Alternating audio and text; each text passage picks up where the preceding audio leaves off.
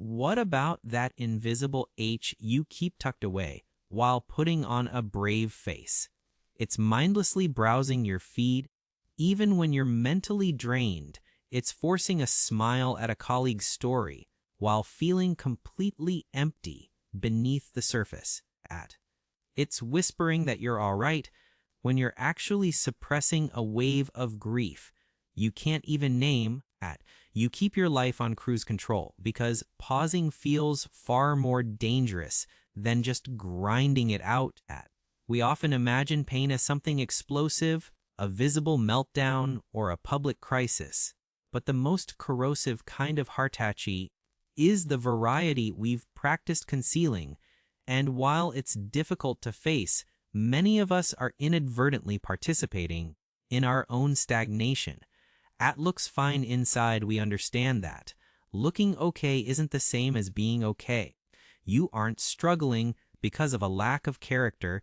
You're hurting because you've lost touch with your internal radar, the intuitive compass that tries to warn you of a storm long before the clouds roll in. Let's explore how we lose that connection and how you can stop the cycle of self-neglect.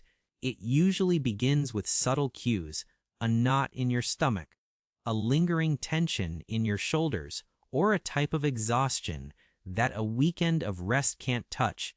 Perhaps you've stopped caring about the hobbies that used to light you up, or every single task feels like trekking through knee-deep mud. These sensations aren't glitches, they are messages. Your physical self is trying to get your attention, signaling that your current path is unsustainable. Your system communicates in pulses before it collapses in pain.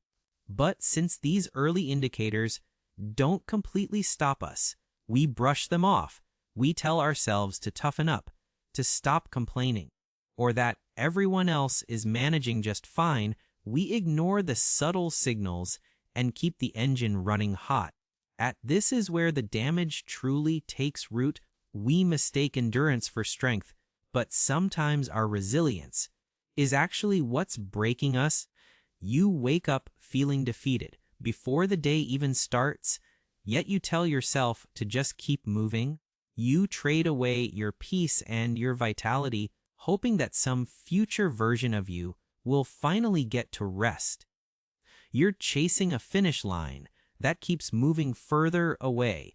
But what if that path you're sprinting down is actually leading you away from your own heart? You aren't burnt out because you're incompetent.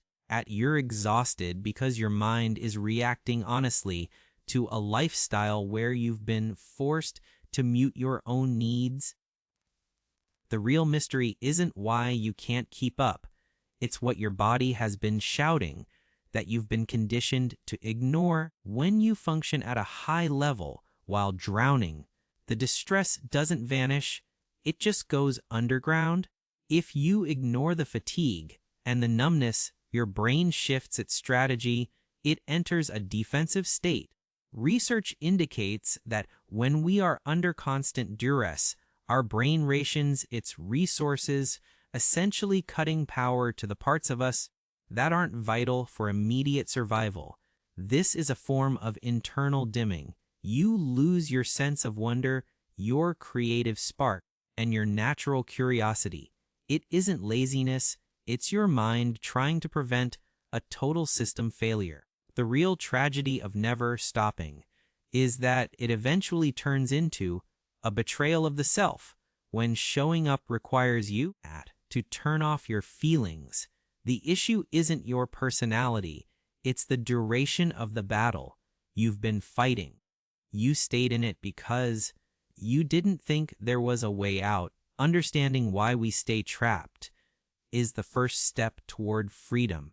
Here at Looks Fine Inside, we look at the mental loops that keep us stuck. Maybe you stay constantly busy because if you stop the emotions you've been running from might finally catch up, or perhaps you're caught in mental circles, obsessing over what ifs without ever offering yourself a moment of comfort.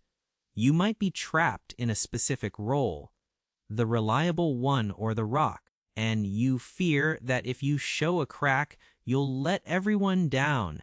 You might think that resting is synonymous with failing, so you keep burning the candle at both ends to keep the world spinning. Or if you grew up in a chaotic environment, peace might actually feel threatening to you. You might not know how to exist without a crisis to manage, regardless of which one hits home. Remember, your pain is a survival mechanism, not a personal defect. So how do we break the chain? True recovery doesn't usually require a massive life overhaul or moving to a different country. It requires a quiet return to yourself. Small intentional pivots in your daily rhythm can rebuild your foundation faster than any radical change ever could. Start by asking yourself one simple question every mornings. How am I actually doing right now? And what do I need?